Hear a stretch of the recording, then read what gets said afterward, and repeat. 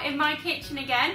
And what I'm going to be doing is I'm not going to be doing gluten-free and I'm not going to be doing completely dairy-free. I am just going to be using my egg replacer just to see if it does make a difference when you use it in normal everyday stuff. I mean, there may be many reasons different people do use sort of egg replacers or use recipes that do not have eggs in them. So you may be allergic to eggs, you may not actually like eggs, or there may be religious reasons why you don't actually have eggs in things like cakes or any other produce. So today I'm going to be trying my favourite so far, and my 2-0 winner at the moment for my baking videos is my free and easy egg replacement. And what I'm actually going to be doing today is, it's my grandma's birthday, and last year was her 70th, but she didn't want any fuss, she didn't want a cake, nothing. And I felt so bad that I didn't actually make her a cake. So this year I'm going to go all out and I'm going to make her a lovely little cake with some flowers on, and that's what I'm going to do today. And I'm going to be putting the egg replacer in it as well. So this video is going to be slightly different because I am going to have some footage of the guys at my grandma's trying the cake.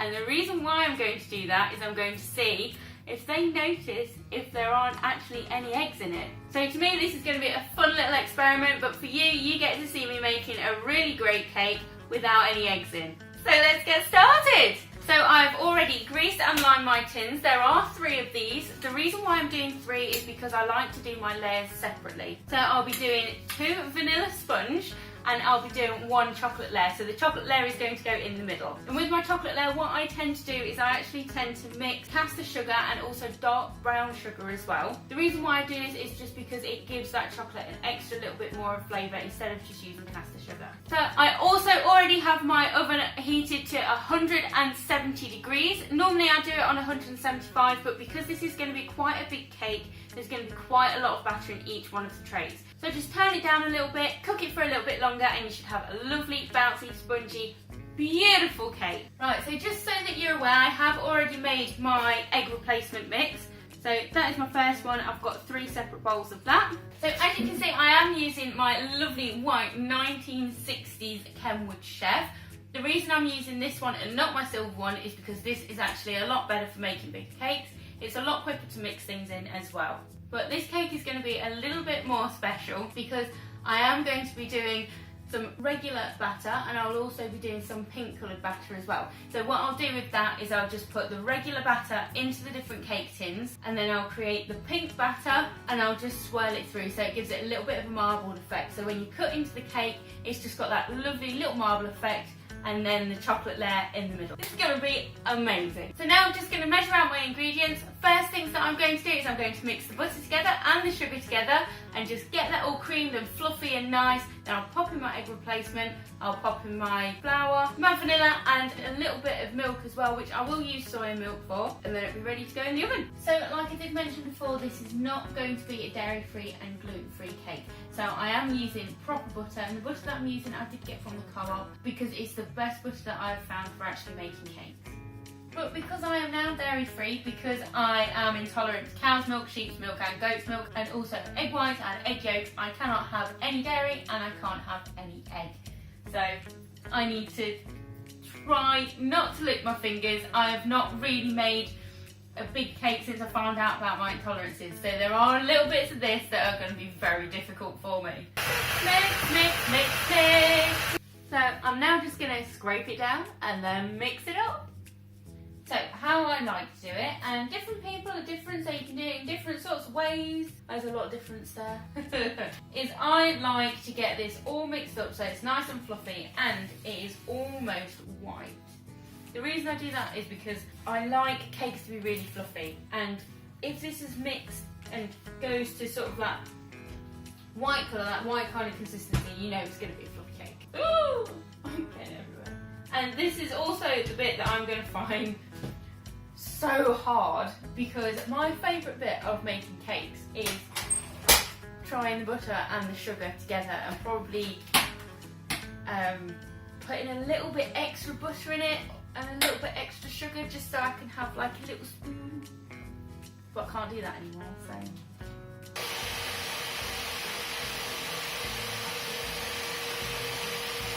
So it started to go like a lovely sort of white fluffy colour, and it's just like a really lovely fluffy consistency as well. So it's the way to do it. Oh man. There's the flour.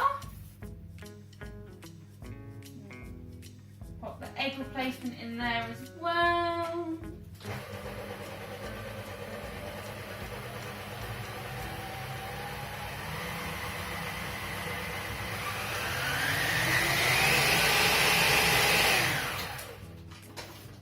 That is literally all you need. And we're mixed in, and I've got flour everywhere. I'm sticking. Now I'm going to explain to you why I put milk in it. It's almost like, you know, when you make cookies. That's what it's looking like. Oh, I've got some on the floor. My grandmother's going to see this and she's going to be like, I'm never eating your cake ever again. Anyway, we don't want it to be like cookie mix. So I'm going to put a little bit of milk in there. Normally I do about 3 tablespoons. Oh, I've lost my what's it. And it was going so well. I was so almost organised. I'm going to eyeball that as I normally do. That's better. So when you've got your flour in there, you don't want to mix it too hard, because if you do, you're going to knock all the air out of it, and that is a lot of air that you've just worked so hard to put into it with your butter and your sugar. So I'll just show you the difference that that milk has actually made. So it actually looks like batter now. Lovely. Oh, it looks so good. Okay, get that in our first heat tin. Right, so now I'm going to do the second lot, and I'm going to make that pink, and I'll just show you that in a second. So I am using sugar flare. I don't know if you can see it because the lights might be a bit bright. But it is a sugar flare and it is a fuchsia. So because there is actually a lot of cake mix in here, I am going to use quite a bit. But the thing that I really do like about sugar flare is that they are nut-free, gluten-free, GM-free and suitable for vegetarians. So it's pretty good. So those colours are super concentrated, and as you can see, it's very pink. But I want a little bit more pink than that because I really want it to pop. I don't want it just to sort of sit there and do nothing. I just really, really want this to pop. There we go. That's what I'm after. So I'll scrape it down, then mix it up, make sure the colour is all the way through it, and then I'll get marbling. Oh, it smells so good and I can't try it. So now I'm just going to start marbling. So if you just have a look, there we go. So all I've got to do is just flatten that out and push the cake along into these little gaps where it needs to go. It's going to look a bit odd when it is in the oven and when I'm done, but it's going to taste amazing. So they are my 2 cakes all marbled and ready to go in the oven. So what I'll do, because they are quite big cakes and they are going to be very heavy, is I'll tend to put them in for about 35 minutes. I'll check them at 35, and if they need any more time, I'll just boot the timer up a little bit more. So in they go. So they are in the oven, cooking away. So I'm going to get cleaned up and then get on to making my chocolate cake. So I do actually have some dark brown sugar, which I'll put in with the caster sugar.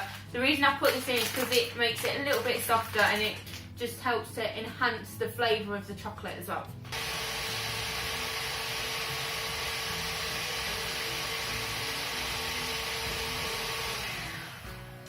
So I absolutely love this milk. One of my friends actually bought this for me a couple of years ago, a year ago, I can't remember. But it's amazing. Look, it's so cool. There we go. I really just want to like. So now I'm going to put the flour in, but also I need to put my cocoa in there as well. So I'm going to pretty much do it how I did the last lot. So with the sugar, I'm going to do the 175 grams of self-raising flour, and then I'm going to do the rest with the cocoa. So it sounds like those cakes are done. So I'm just going to have a little poke at the top. Just make sure there's no gooiness on my little stick that I'm going to use, and I'll also just do the test where you just pop your finger on the top and just make sure it springs back as well. So, good test. There is nothing on there, so that can come out of the oven. Chocolate cake. So, into the tin for this one. There's my chocolate cake, that is ready to go in the oven. So I'll just get the pink one out, because that was the one that was on the bottom shelf, and then this one can go in. Disaster with the egg replacer. So this stuff is not good for a big cake. Literally, one of them fell on the floor and Dan has just cleaned it up for me, bless his soul. It's not good. No, it seems cooked, but it's all very oily and it's going all over the floor and it's not good. Cake should not do that. So this is the chocolate cake that I've just got out the oven. Seems okay. It doesn't really spring back, which is one of those things that you kind of want to check for. But I'm just going in with a skewer. Look at that. No goo, nothing. Looks good. It just looks like, do you know what? It's just sunk a little bit. If it turns out like this one, which I think it probably will, and it's just going to be not good. Look at that. That's not good. So I am now going to go to the shop. I'm going to get me some more butter because I've run out, and I'm going to get me some eggs, and I'm going to make my normal cakes that I always make. So this was very, very disappointing. I am so disappointed that this didn't turn out well, but I'm not going to disappoint you guys because I'm going to show you the finished product and what the cake was supposed to have looked like. But unfortunately, we're not going to have the taste test at the end. So I will be back tomorrow because it's going to take a little while to do the cakes, and I am up at 4:30 in the morning. It is currently 6 o'clock, so I've got about 3 or 4 hours of being in the kitchen again. But I'll show you the finished product tomorrow as soon as it's done. Hello everyone! So I am back in the kitchen after working for a few more hours just to get this cake sorted out.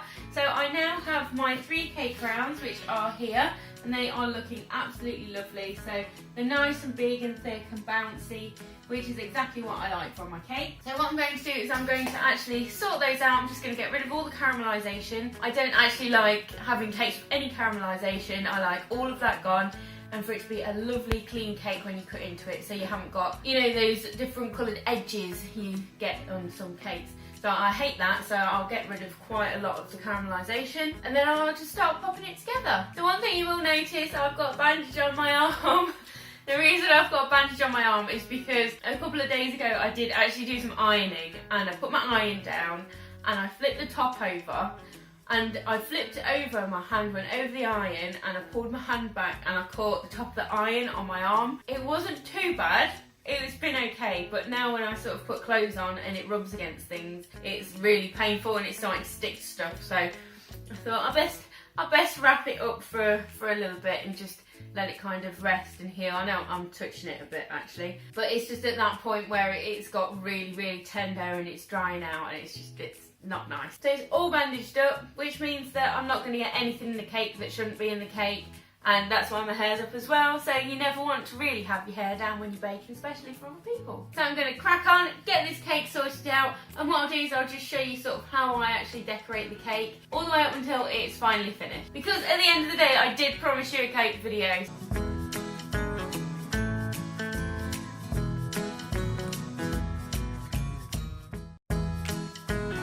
So the little cutter that I've just used is absolutely brilliant because it gives you perfectly round. Look at that. Look at my marbling. That's awesome.